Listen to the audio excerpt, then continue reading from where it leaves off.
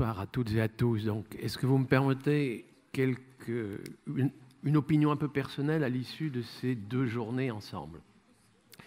L'objectif, je crois, on le partage, nourrir correctement et durablement l'humanité tout entière, correctement, sans pesticides sur les fruits et légumes, sans hormones dans le lait, sans antibiotiques dans la viande, sans ces perturbateurs endocriniens et autres, durablement, sans effet majeur en matière d'effet de serre, une agriculture qui va devoir s'adapter au réchauffement climatique, donc des systèmes de production plus résilients, durablement ne pas mettre en péril la fertilité des sols et même la fertilité des environnements pour les générations futures, assurer des revenus décents pour les agriculteurs, ça a été dit dans les groupes, il ne s'agit pas seulement de produire pour manger, mais les agriculteurs méritent des revenus décents, des revenus suffisamment décents pour qu'ils ne soient pas contraints, les paysans, à un exode rural prématuré, rejoindre des bidonvilles alors qu'il n'y a pas d'emploi, et pour certains, devoir se lancer dans l'immigration clandestine, dans les conditions que vous savez. Je crois quand même que c'est ça les objectifs. Et évidemment, la question est posée, quelle forme d'agriculture serait la plus à même de satisfaire tous ces objectifs à la fois? Mon opinion, c'est que ce serait une agriculture familiale que je qualifierais volontiers de taille moyenne. En tout cas, sûrement pas l'agriculture, la toute petite agriculture minifundière de gens qui ne vivraient qu'avec la binette et la houe. Non, je pense que la paysannerie mérite mieux et pour dégager des revenus suffisants, il faut que cette paysannerie ait les moyens d'avoir des revenus suffisants pour bien manger, nourrir la famille, satisfaire ses besoins, épargner, investir, progresser dans des systèmes de production durables. Celle qui ne parvient même pas à reproduire la fertilité de ses sols, contribue à l'éroder, c'est une agriculture qui n'est même pas conforme à l'intérêt général, j'aimerais ne plus la voir dans le monde. Ça ne peut pas être non plus l'agriculture capitaliste à salariés de gens qui investissent non pas leur travail, mais qui sont absentéistes, n'investissent que du capital, même le gérant est salarié, et j'investis du capital en m'interrogeant, est-ce que je gagnerais autant que dans l'immobilier, dans le commerce ou dans les casinos de Miami Beach? Celle-là, on le sait, maximiser un taux de profit, un taux de rentabilité interne des économistes, c'est en règle générale, soit comprimer les coûts de la main-d'œuvre, ne pas payer le salaire à leur prix juste, ou alors plus encore, remplacer les salariés par des machines, mettre les gens au chômage, amortir le matériel sur une seule culture, la monoculture. Ce n'est pas conforme à l'intérêt général, celle-là, il faudra bien la briser. Non, c'est l'agriculture familiale de taille moyenne, de gens qui travaillent pour leur propre compte, qui ont la capacité d'investir du capital, mais que quand ils font leur investissement de capital, s'interrogent sur quoi investir ce capital, comment mieux vivre de son travail.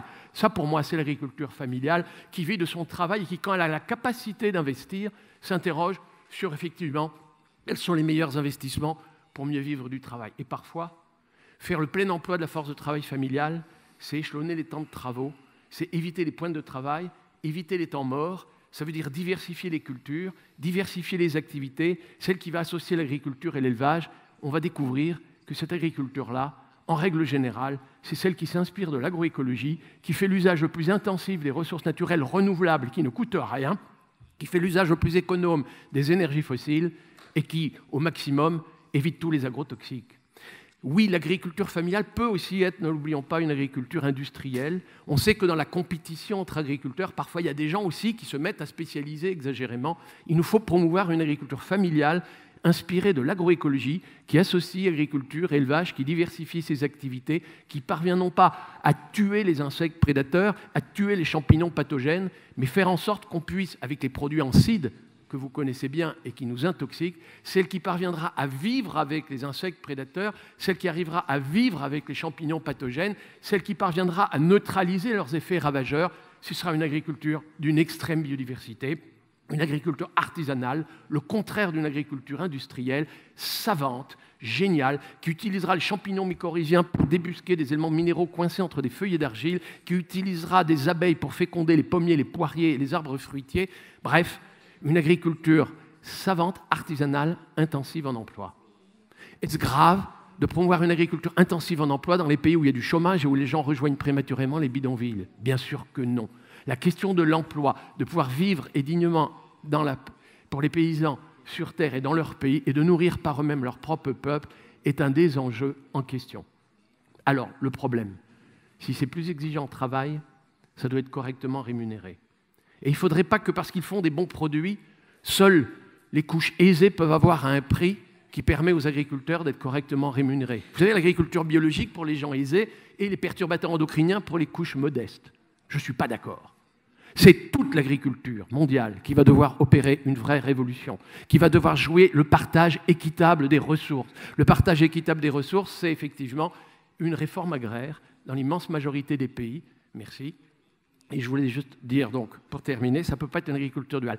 Si on veut que les produits de qualité soient vendus à un prix raisonnable, il ne nous est pas interdit de rémunérer les agriculteurs pour leurs services environnementaux. Je ne parle pas de compensation, mais à la veille de la COP 22, je vous suggérerais que nous mettions l'agriculture inspirée de l'agroécologie à l'agenda des solutions et que s'il y a un fonds vert qui est dégagé à la COP 22, ça serve très largement à rémunérer précisément ces agricultures de taille familiale qui seraient capables de rendre des services d'intérêt général et du coup de pouvoir éventuellement vendre leurs bons produits à un prix accessible aux couches modestes. Merci.